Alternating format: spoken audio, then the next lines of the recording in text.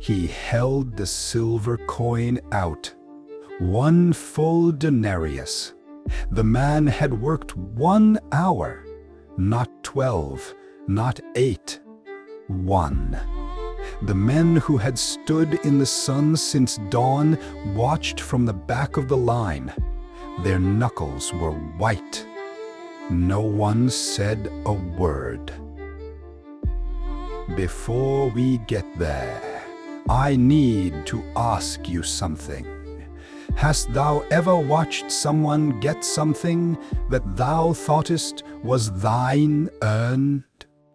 You put in 10 years. They arrived 6 months ago. Same promotion. You showed up every Sunday for 15 years. The new convert gets the standing ovation. You didn't lose anything. You got exactly what you were promised. But suddenly, it does not feel like enough. We have all stood in that line. This is not a story about fair pay. Not first. First, this is a story about the most terrifying place in the 1st century Roman Empire, the day labor market. It started every morning at 4 a.m. Men would walk 3, 4, 5 miles from the villages to stand in the square. No work that day meant no food that night. There was no unemployment benefit, no family assistance, no safety net at all. You stood there until someone hired you, or you went home hungry. A denarius was the standard day wage. Everyone knew this. It bought exactly 1 sack of barley, 2 small fish, and a measure of oil, enough for 1 family for 1 day. By 9 a.m., the unlucky ones started to worry. By midday, they started bargaining. By 3 p.m., they would work for half. By 5 p.m., 1 hour before sunset, they would work for bread. No one hired at 5 p.m. No one. There was no point. There was barely enough light left to walk home. Any man still standing there at that hour had already lost the day. This is the context almost no one tells you. When the landowner went back that 5th time, he was not being nice. He was doing something no employer in that world had ever done. The men standing there at 5 p.m. did not expect wages. They did not even expect a full meal. They expected to be told to go away. Now meet the first group, the dawn men. They were there at 4 a.m., cold, still half asleep, first in line. The landowner saw them, shook their hands, agreed 1 denarius. Fair deal. Through the morning heat they worked. They carried stones. They dug irrigation channels. They pulled weeds. From the vineyard wall, they watched the market square. At 9 a.m., they saw him come back for more men. Nod. Fair enough. Need more hands. At midday, again. All right. At 3 p.m. again. Bit strange, but okay. Each time a new group arrived, the dawn men looked at each other and smiled. More workers means the job gets done faster. Everyone goes home on time. Then at 5 p.m., they looked up, and they saw him walking back again, and they laughed out loud. What is he doing? Those men will do nothing. They will stand around for an hour and go home. They did not feel angry yet. They felt sorry for them. Poor bastards. He will give them a scrap of bread and send them away. Waste of a day. None of them were counting yet. None of them were doing the math in their head. That comes later. Right now, they were just tired, ready to go home. None of them knew they were about to be given exactly what they agreed, and that it would feel like the worst injustice of their lives. The sun went down. The foreman blew the horn. All the workers lined up by the gate, and then the landlord gave an order that no one expected. And so it was decreed, pay the last ones first. Think about that choice for a second. He did not have to do that. He could have paid the dawn men first, sent them home, and no one would ever have known. He did not want that. He wanted them to watch. He wanted them to see every coin change hands. He wanted them to do the math. And the 1 hour man stepped forward. The foreman reached into the bag. The whole line went quiet. He pulled out 1 full silver denarius and placed it in his palm. No one breathed. The 3 hour man stepped up. Same coin. The 6 hour man. Same. The 9 hour man.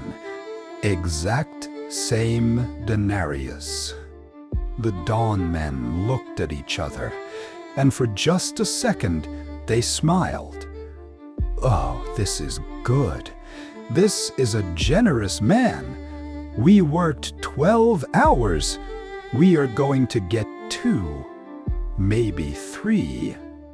They did not realize what was happening. They did not realize they had already stopped being happy about what they were going to get. They had already started comparing. Then it was their turn. The first dawn worker stepped forward, calloused hands, sunburnt face, 12 hours of work on his shoulders. And the foreman reached into the bag, pulled out 1 single denarius, exactly the same. For 3 seconds, nothing happened. Then it exploded. They shouted. They threw the coins upon the ground. They called the landlord a thief. They said he had cheated them.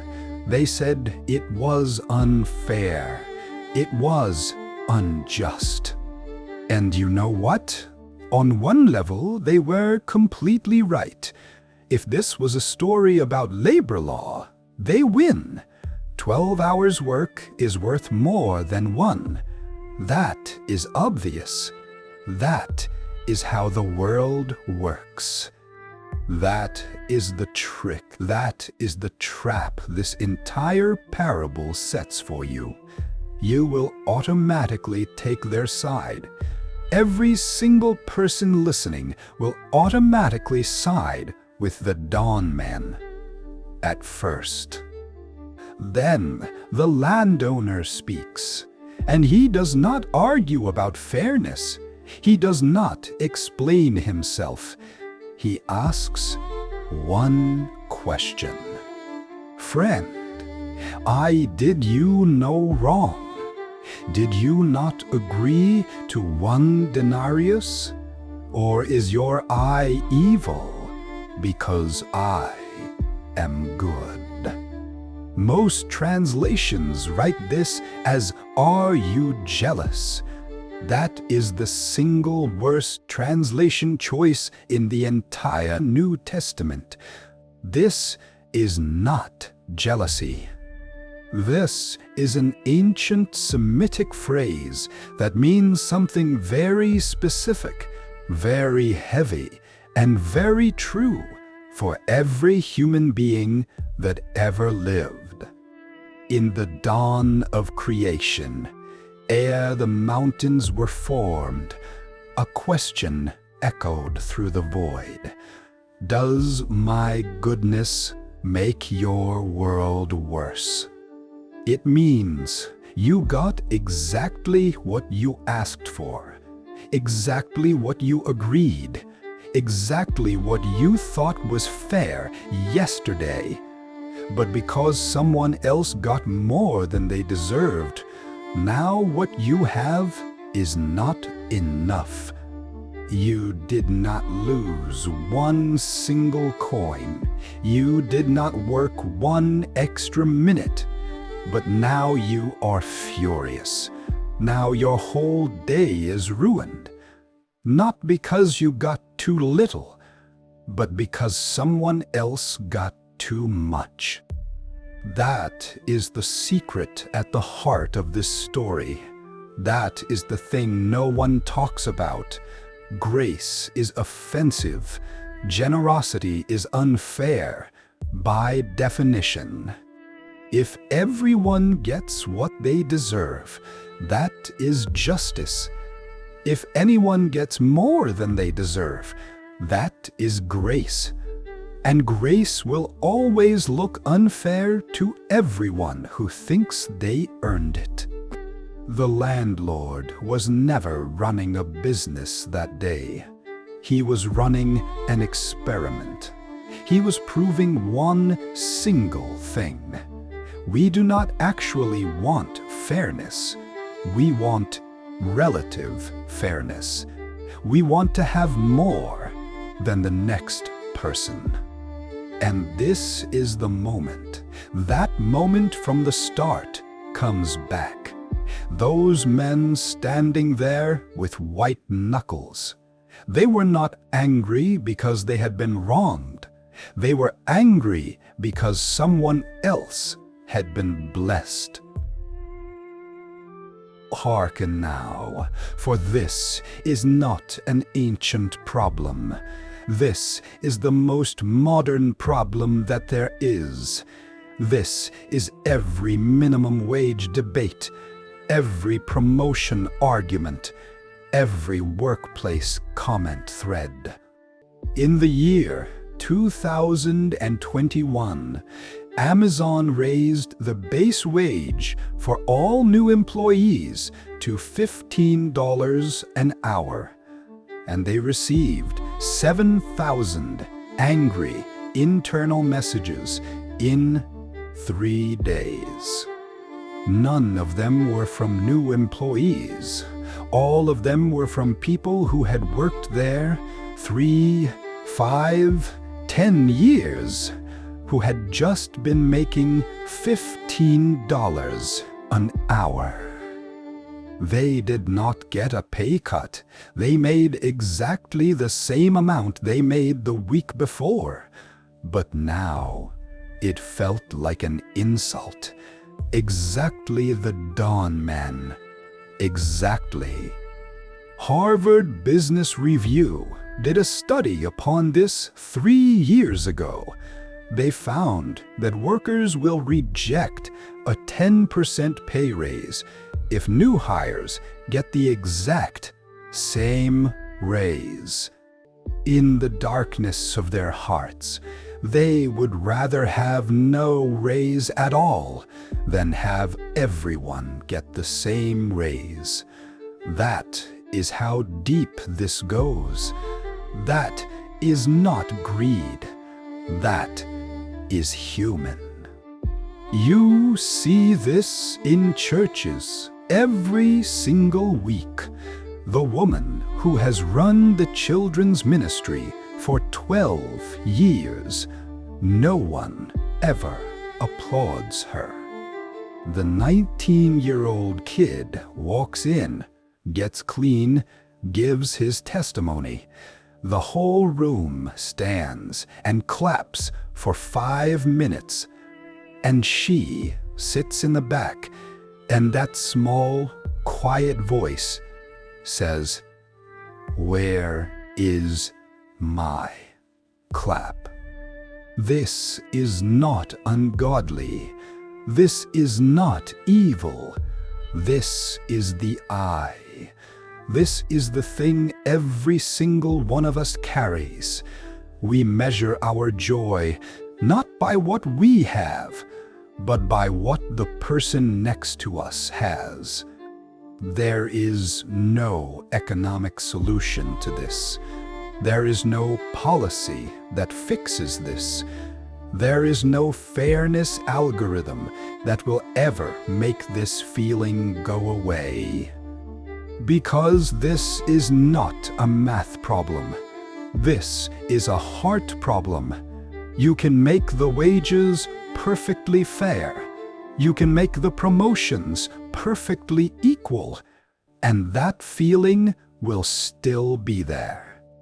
You will still stand in that line.